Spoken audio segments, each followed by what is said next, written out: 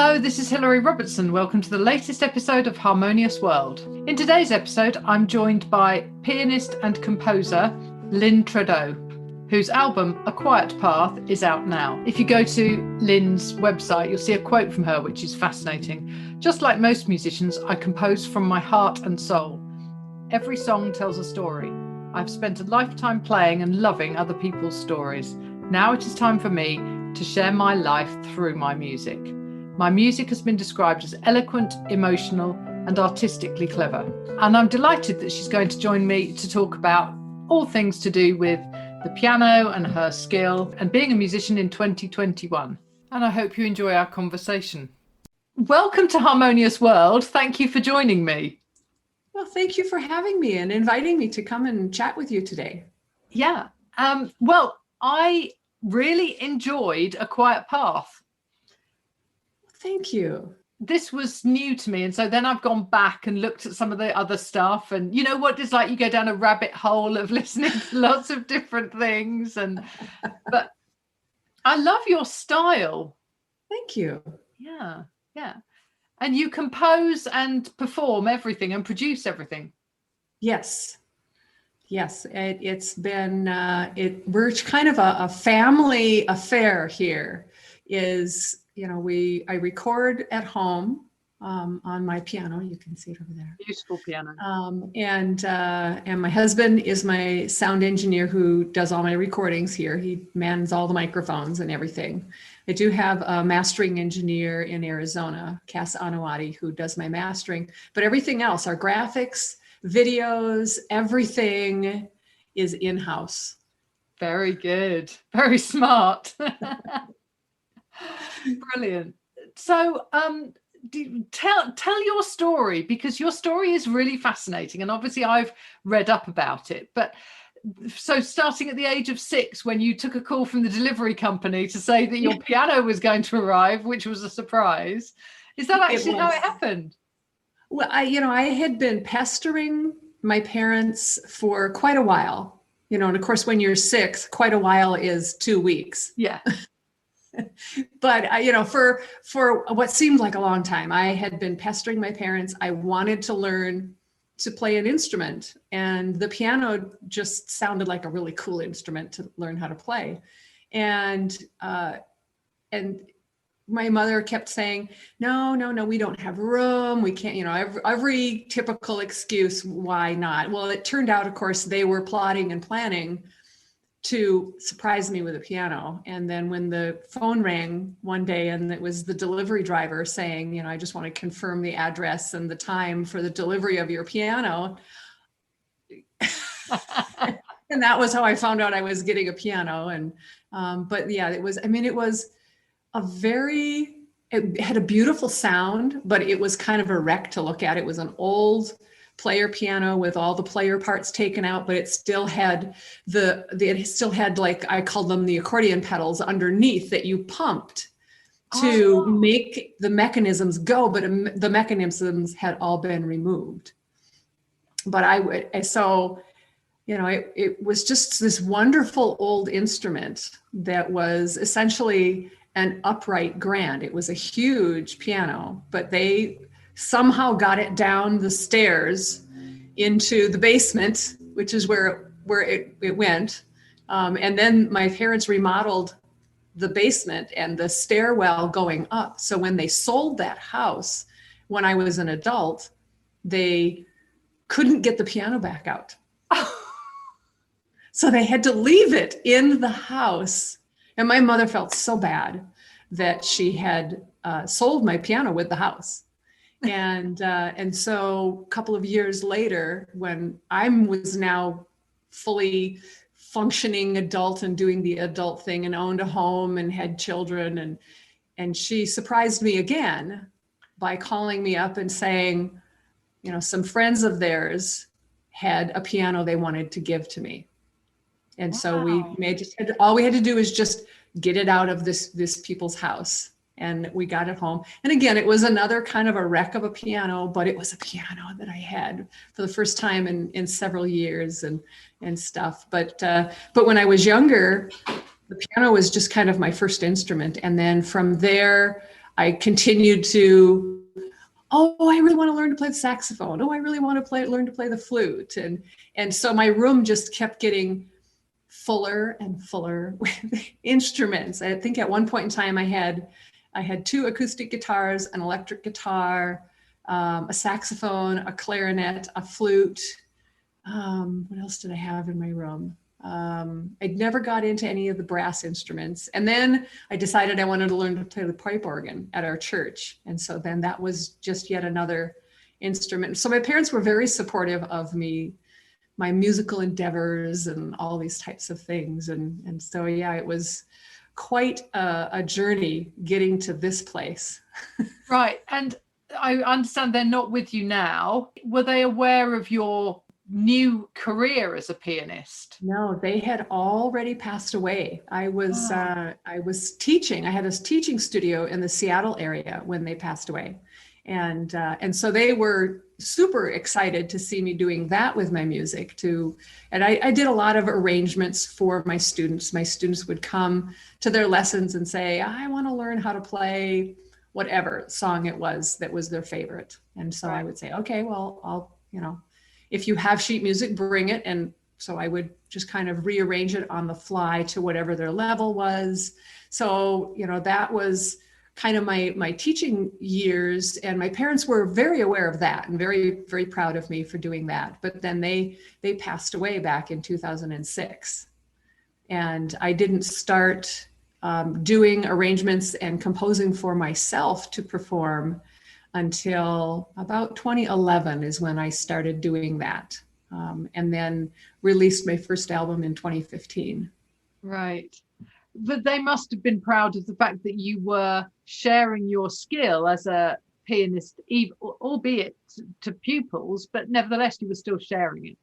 Oh, yes. They were very, very thrilled to see me doing that and to being able to share that. And I would get recordings of my students, and people would bring video cameras to recitals and things. And so I would then bring them when I would go to visit my parents back in Minnesota, and they would get to then watch and get to see all of my students. And they were just always so very proud of all of that.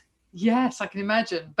And obviously you've now this is your 6th album, is that right? It is. This is my 7th album. Oh, okay. I've missed one then along the way. So I had your 5th one down as Fellowship of Solitude. Yes. And then my 6th one was All the Pieces. Right. And then, so this would be A Quiet Path. Ah, right. Yes. Yeah. Okay. I missed the 6th one somehow. Anyway, right. But your style is very contemplative. Yeah, I do. I love to just kind of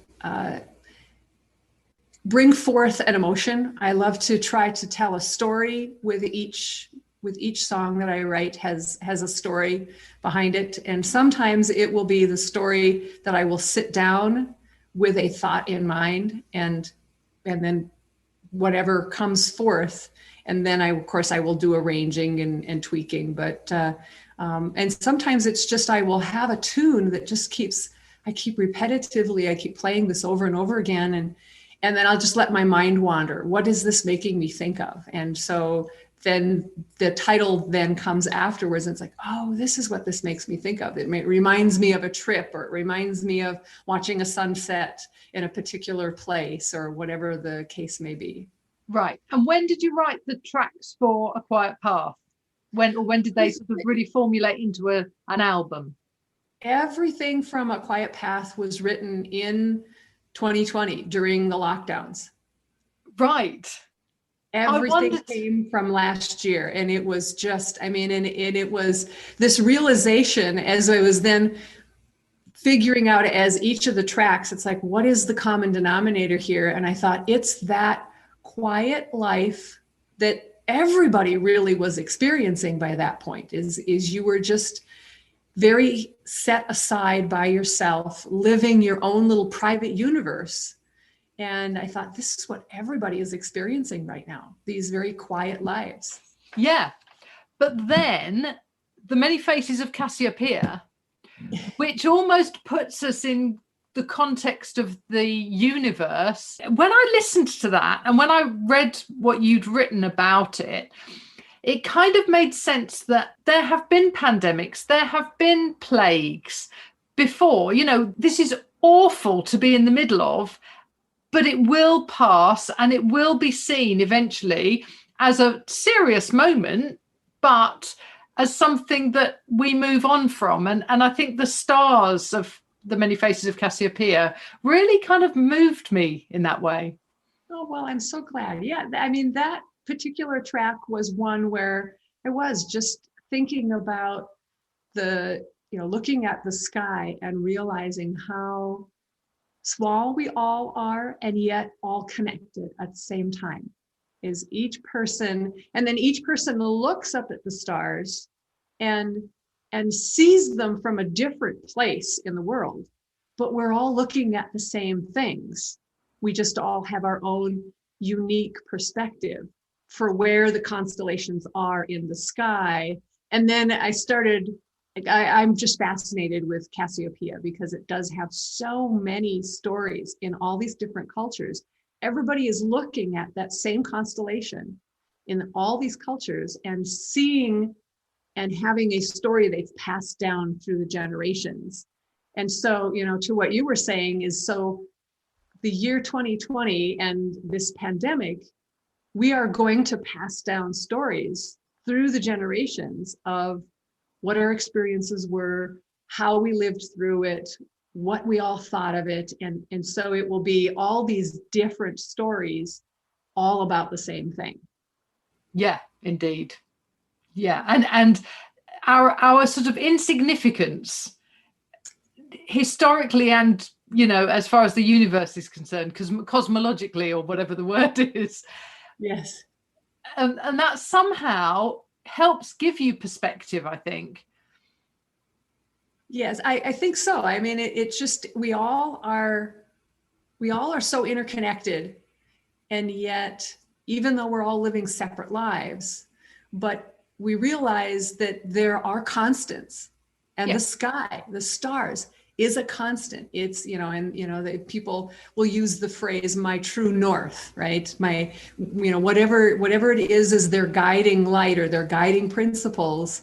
And that is something that we can look up at the stars. And for many generations, it was how people navigated at sea, is by the constellations. And so it's a way of navigating. It's a way of making sense of the world. It's a way of feeling connected and yet feeling very small, all at the same time. It's just, the stars are so unique that way. Yes, indeed. And I mean, all of the tracks on the album they have their own little story and their own sense of 2020. So did lockdown hit and you thought, right, I need to formulate this into something, or was it just these were ideas that were going on, and how did it happen? It just living through the year. And I really kind of felt like as I was writing each of these songs, that I would be taking many of the songs and the tracks that I was writing through the year. I always had the idea of I would pull a few of them, a collection of them together onto an album. But I wasn't sure at the beginning of the year where the journey was going to take me. And initially in January, it was, the pandemic was starting out there in the world. And so that was about the time that Rest a Moment was being written, is all of that. So the turmoil is like off in the distance and you're seeing it coming. And we were able to squeeze in one last trip to go and see our grandkids before we got back, and the lockdowns and the shutdowns all happened, and everything pretty much then came to a screeching halt. And so then it was about that time of then Many Faces of Cassiopeia, and there were other songs that I wrote through the year that I may decide to pull into an album somewhere in the future. But the ones that I chose to put on the album were the ones that just really seemed to resonate for me, and for other people that had heard them resonated with them. And so I thought those were the ones that I needed to put on there, the ones that really said something I felt I wanted to include, my favorites and the ones I thought really reflected and resonated through the year. They do actually sum up in many ways what 2020 was about. So how was lockdown for you? Apart from obviously a very creative period, how was it otherwise? We live in Idaho, and we live in a very rural community. And so for us, it was, I think, a very different experience than people who live in large cities. I mean, we certainly had a lot of everybody stay at home. We had a lot of those types of things, but we didn't have, other than when you go into our largest city, Boise, which is about an hour away. Outside of that, there weren't mask mandates, but people live very separated, isolated lives normally. That's just kind of the way that life is out here where we live. So other than going into town, we didn't really notice a day-to-day difference because we don't live in a subdivision. Our nearest neighbor is about a half mile to 3/4 of a mile away. So we can wander around our house, and we've got hiking trails right out our door that we hike on. And so we're not trying to walk in a city park and all those different experiences. So for us, it was a very different experience than I think for most people that it was. So it was not a lot changed in our lives. Did you miss the, going out and socializing and eating out? Did you miss that? We did, and yet it was kind of a fun thing because not going out because the restaurants, of course, you couldn't go into them. You could go and pick up food. But because we live rural, picking up food, we don't have delivery here. So getting food, and by the time we would drive home, it's cold. Yeah. So we started doing, because my husband and we have had date night since our children were very, very young. I mean, I think we started having a weekly date night when our youngest was just a few months old. And we have kept that tradition. Well, that was probably something we were, what are we going to do without our weekly date night, going out to eat? So I started creating a meal that was a little bit more fancy, a little bit more work into it. And I would put a linen tablecloth on the table and put out candles and flowers. And so we started having an in-house date night. Okay. And that tradition became such a treat for us, and we enjoy it so much that even though we've now gotten back into going out to eat for date night, every other week we will do an in-house date night in addition to that. Very good. It sounds very civilized and very sensible, I think. It's wonderful. So that's one of the really fun, positive things that came out of it. And, I have a concert series that I run here in my home, and that was probably the hardest thing to let go of. And that has not been able to come back yet, is being able to have 40, 50 people into our home. And I have musician friends that come from all over the country and the area here to perform with me. And the last one that we were able to have was the first week of February. I had a friend of mine who lives down in Utah, just north of Salt Lake, who came up and performed with me. And we kind of knew at the time that this was probably going to be the last one, the only one of 2020, because the next one ended up getting canceled because, of course, it was everybody stay home, don't gather in groups and things. So we're anxious to get that back going. But that was probably one of the most influence that 2020 had from me personally and professionally. Yeah, I went to a gig in early March in London, and I'm only, half an hour's drive.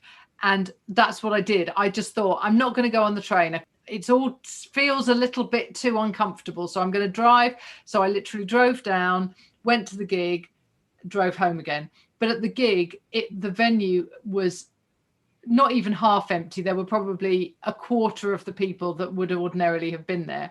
So of course, social distancing was absolutely fine because, you know, I was on one table and the next people were about, you know, what seemed then a long way away. and now looking back on that, we knew that something was going on. We had no idea that it would be a year of, you know. Nobody knew that this was still going to be like this. No. So when do you, I don't know how your coming out easing of lockdown restrictions are going to be, but how, because in America it's state by state, isn't it? It is. Every state is doing their own, you know, has their own unique situation. So each state then, so like here in Idaho, the mask mandates have, I believe they've even lifted them in Boise. There weren't any mask mandates. You were encouraged to, but here our numbers are really down. I mean, in the county, the little subset of the state of Idaho. I mean, in the United States, our states are huge. Our states are like the size of a country in another part of the world, right? And so in our county, which would be probably about the size of some European countries, because we're so rural, we only had, I think at the height of the pandemic, when it was like serious numbers every place, I think we only had like maybe 45 cases. Oh, wow. Yeah. I mean, so yeah, we definitely, you know, we've accumulated a few more over the year, but when it was at its peak, that was, we only had like about 45. So there's tens of thousands every place else. Yeah. And we've got 45. So you can imagine how really there wasn't that much difference here. No. When we have been, when we have gone to other places, where we've gone into town, we did travel last summer. Got up the nerve to get on a plane and went to see our grandkids again, because it was like, oh, I need to go see the babies. Yeah. And that was going through airports and security and being on the plane. And that was very much a different experience than our day-to-day lives. I can imagine. When do you think that your next concert in your home might be? I really don't know, because it is, you know, you don't want to be, you know, I would be comfortable doing it. I think there's enough vaccinated people, and we could definitely, you know, we wouldn't do a full house. We wouldn't do a full 50. I mean, I can fit 60 people in here. Right. So we probably wouldn't do that. We would maybe, you know, do like 20. But I just don't know. I don't know that would be something we could do. I was hoping we were going to be able to do it last summer, and that just was not. And so now here we are coming into summer again, and I would love to be able to do that this summer, but I just don't know how that's going to go. And, you know, and of course there's the reality of what the situation is here in our community. But I know that most of the people who would be come to my concerts here, they come from the city. They drive out, they make a day of it. They come, they have lunch at one of the local restaurants. We've got wineries up the road from us. And so people will make a full day of it and then end here for the late afternoon for the concert. And I just don't know is that people would be comfortable doing that. And I don't know is that it would be good for me to try and encourage people to do that. So we keep waiting. Yeah. And I think no venue wants to be the first. I think there's an element of let's just wait until first of all, we're allowed to, because still here in the UK, we're not allowed to gather indoors. You can gather outside, but not indoors. So I think a lot of people are hoping for outdoor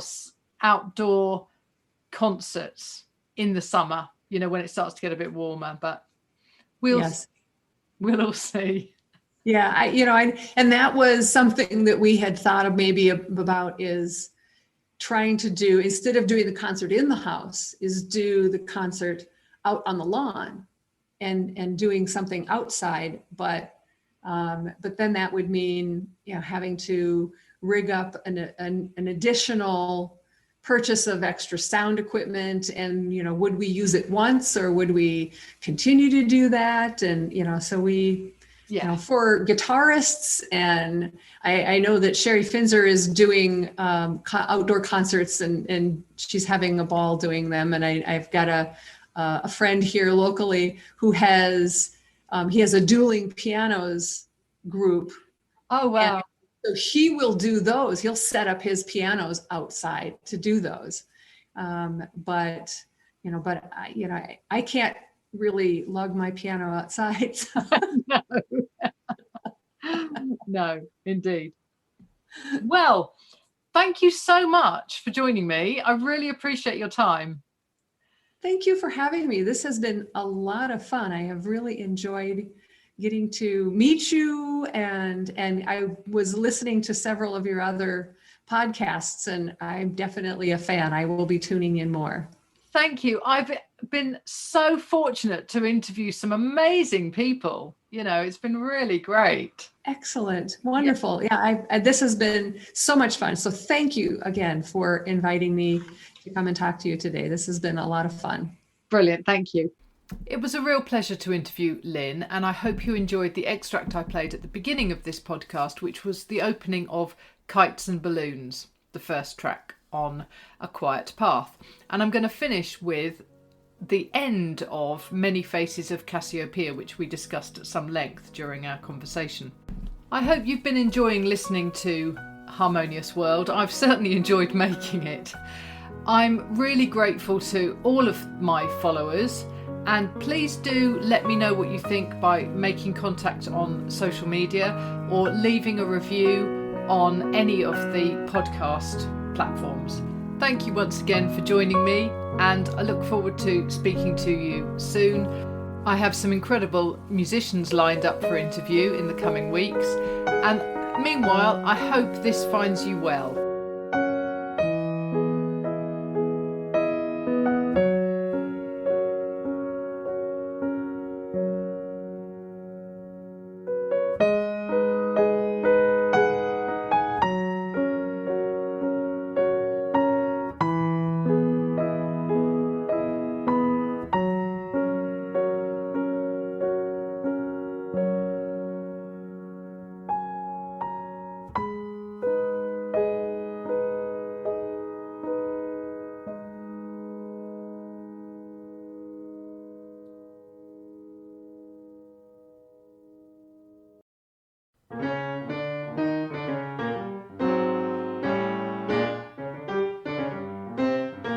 Thank you for listening to the latest episode of Harmonious World. My name is Hilary Seabrook, and it's a great delight to bring this series of discussions with musicians and composers and writers and all sorts of people to you. Obviously, there's no point in having a podcast if people aren't listening, and I'm very grateful to my listeners for doing so. Thanks also to Joe English for composing and performing this new theme tune. So wherever you get your podcast, you can leave a review.